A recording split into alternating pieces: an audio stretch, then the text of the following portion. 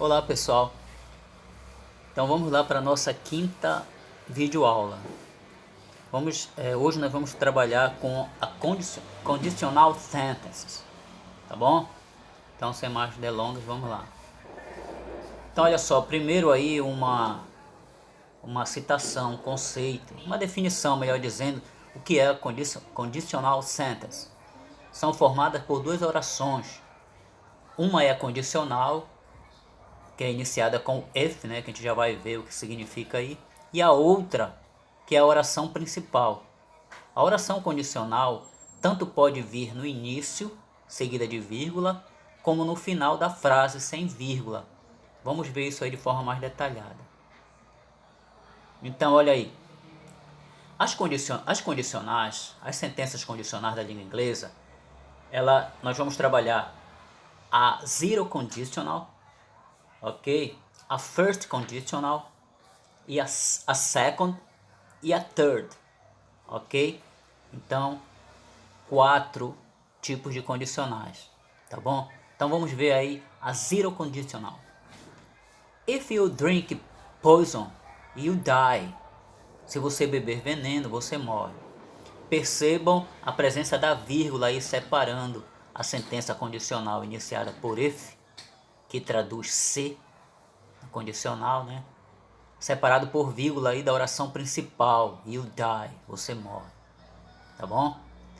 E se a gente inverter essa oração, olha essa frase, olha como ela fica: you die if you drink poison, você morre se tomar veneno.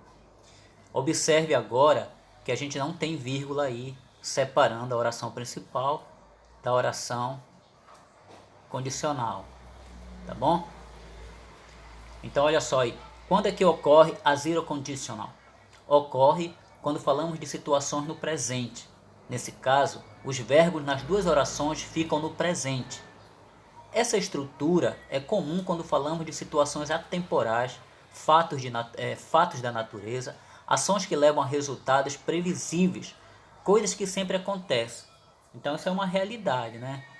If you drink poison, you die. Tomou veneno, a possibilidade de morrer é grande. Então é uma frase que a gente tem por verdadeira. A first conditional.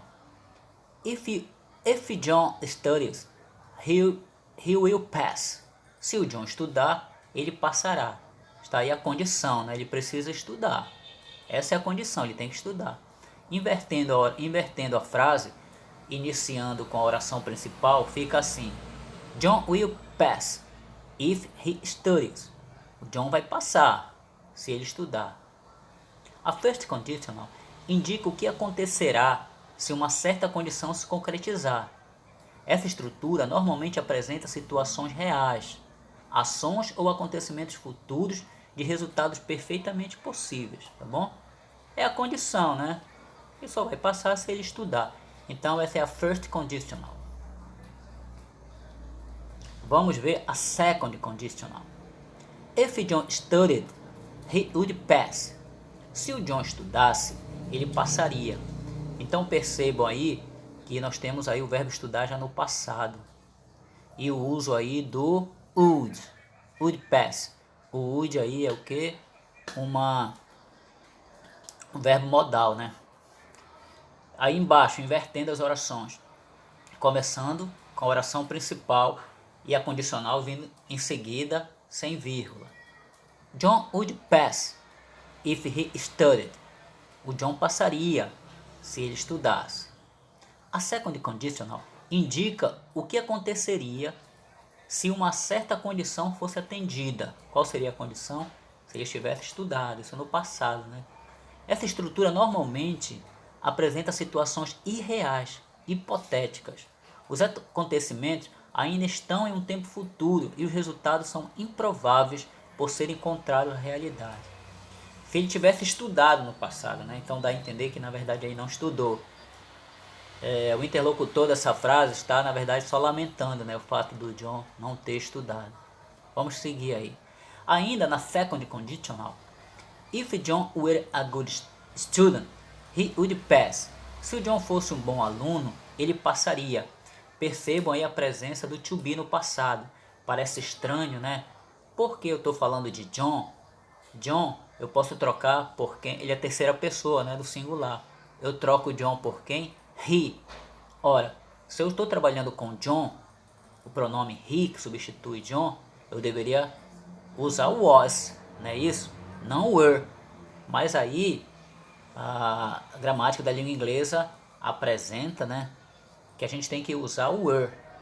Então olha só, if John were a good student, he would pass. Se John fosse um bom aluno, ele passaria, ou teria passado. Invertendo agora, começando com a oração principal e a condicional vindo em seguida. John would pass if he were a good student. O John passaria se ele fosse um bom aluno. Olha a observação aí embaixo. Se o verbo da oração condicional for to be, usa-se o were para todas as pessoas, mesmo se a gente iniciar com I, porque eu poderia dizer I am, mas não digo neste caso, nessa situação da second conditional. É uma exceção à regra, não é isso? Então eu vou dizer I were, he were, she were, it were. Nada de was, ok? Isso é uma exceção à regra aí. Então eu vou usar o were em lugar de was. Tudo bom? Seguindo aí.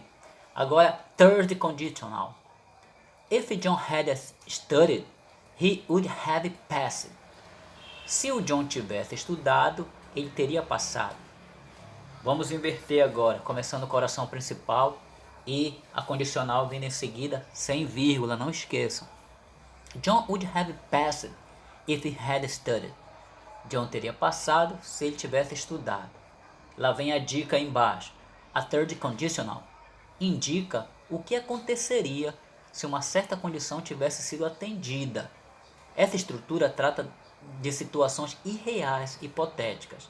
Os acontecimentos são passados, os resultados são irreversíveis.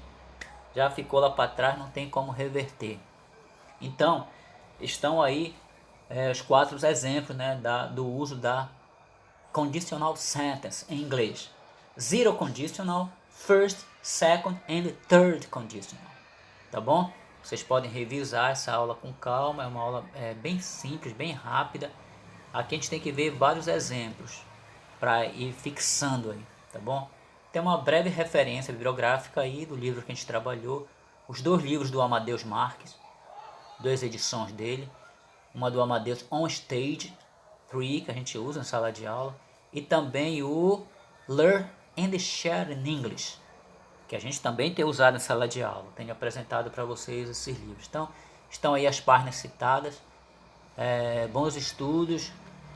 Logo em seguida eu envio para vocês os 5 exercícios, tá bom? Um abraço, até a próxima.